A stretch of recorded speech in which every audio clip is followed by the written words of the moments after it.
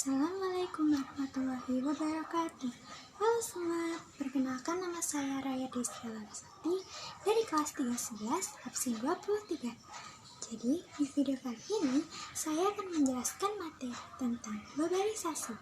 Apa aja ya yang akan dipelajari dalam materi globalisasi? Langsung aja kita ke pembahasannya.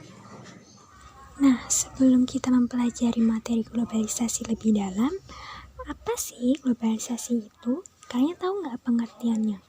Jadi, globalisasi diambil dari kata global yang berarti universal atau mendunia. Nah, untuk globalisasi sendiri memiliki arti yaitu suatu proses sosial yang di dalamnya terdapat kendala geografi terhadap pengaturan sosial dan budaya menjadi surut, serta masyarakat menjadi semakin sadar bahwa pengaturan tersebut menjadi semakin surut. Nah, globalisasi sendiri telah melanda berbagai macam bidang kehidupan loh. Adapun bentuk-bentuk globalisasi terjadi dalam bidang-bidang berikut. Yang pertama, globalisasi di bidang budaya. Yang kedua, globalisasi di bidang komunikasi. Yang ketiga, globalisasi di bidang ekonomi. Yang keempat, globalisasi di bidang iptek. Dan yang terakhir, globalisasi di bidang transportasi. Ditinjau dari bidang budaya, globalisasi memiliki manfaat, yaitu memperkaya budaya bangsa. Namun, di sisi lain memberikan ancaman juga, yaitu terhadap keberadaan budaya lokal bangsa. Nah, lama-lama jika tidak dilestarikan, kebudayaan bangsa kita ini akan tergerus dan dapat terjadi kepunahan. Globalisasi dalam bidang komunikasi dapat dilihat dari kemajuan teknologi komunikasi yang mulai mengalami perkembangan dalam teknologi, seperti adanya handphone, internet, serta media sosial. Nah, perkembangan teknologi komunikasi mampu mendekatkan yang jauh.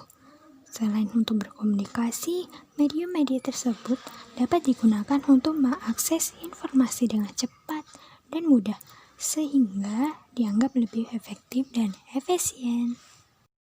Globalisasi di bidang ekonomi memang berkaitan erat dengan perdagangan bebas atau free trade. Perdagangan bebas adalah sistem perdagangan yang makin luas dan menghilangkan hambatan-hambatan tidak lancarnya perdagangan internasional. Kerjasama di bidang ekonomi antar negara telah menyatukan negara yang terlibat dalam organisasi internasional seperti EFTA, OPEC, dan lain-lain. Adapun ciri-ciri yang menandai globalisasi ekonomi sebagai berikut. Yang pertama, beroperasi suatu perusahaan di lebih dari satu negara. Yang kedua, adanya penghapusan seluruh batasan dan hambatan terhadap arus modal, barang, dan jasa. Yang ketiga, membuka peluang bagi masuknya produk global ke pasar domestik.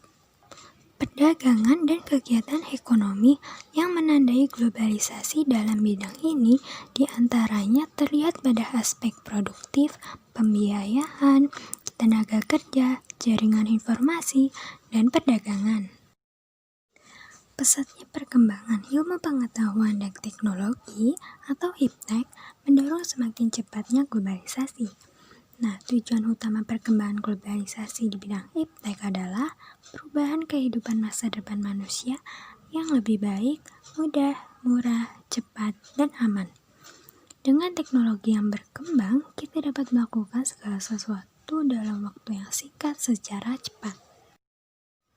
Globalisasi sangat membutuhkan transportasi dalam proses perkembangannya.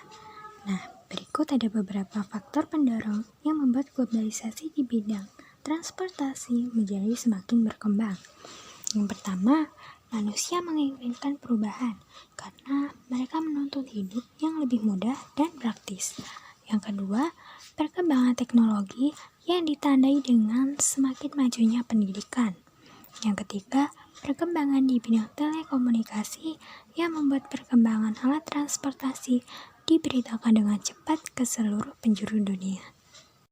Globalisasi mempunyai banyak manfaat dan pengaruh bagi masyarakat di dunia.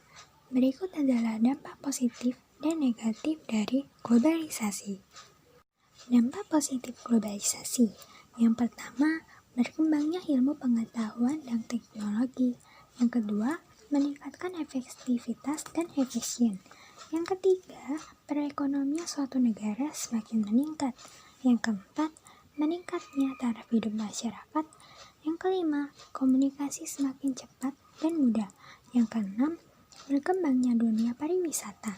Dan yang terakhir, berkembangnya alat komunikasi dan keterbukaan informasi. Kemudian, ada dampak negatif globalisasi. Yang pertama, westernisasi.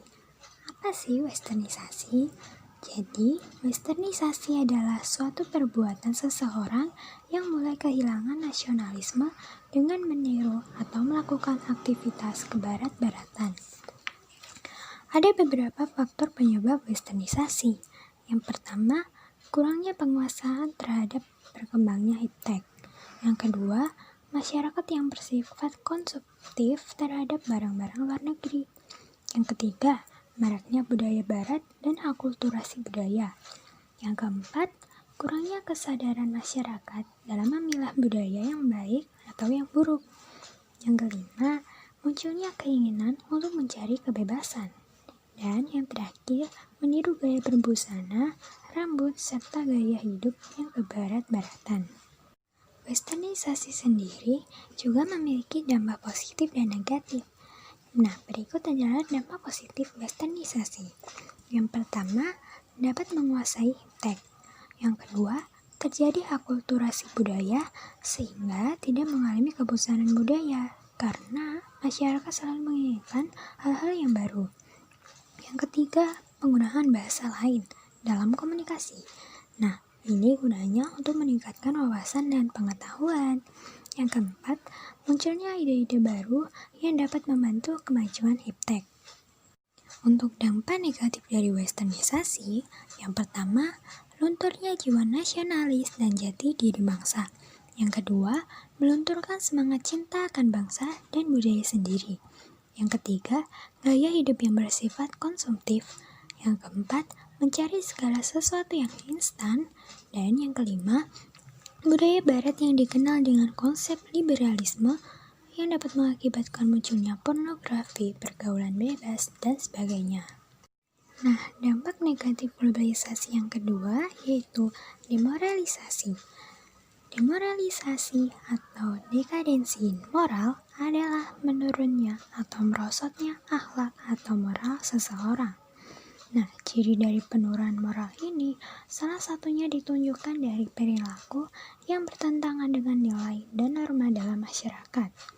Nah, akibatnya yaitu meningkatnya kriminalitas dalam masyarakat.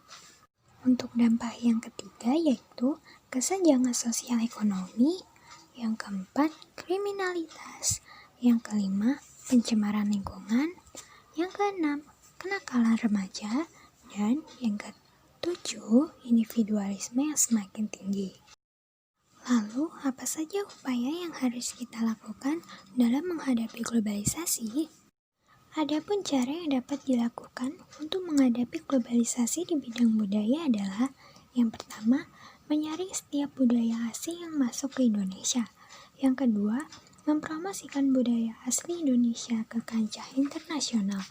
Yang ketiga, menyukai dan menggunakan produk-produk asli Indonesia. Yang keempat, memperkuat persatuan dan kesatuan antar warga Indonesia. Yang kelima, mematenkan setiap budaya Indonesia. Yang keenam, berpegang teguh pada nilai religius, spiritual, dan memupuk rasa kebinekaan. Dan yang ketujuh, meningkatkan kualitas nilai keimanan dan moralitas masyarakat. Nah, di bidang iptek, upaya yang dapat kita lakukan adalah yang pertama, berkompetisi dalam kemajuan iptek. Yang kedua, meningkatkan motif berprestasi. Yang ketiga, meningkatkan kualitas atau mutu sumber daya manusia, terutama di bidang penguasaan iptek.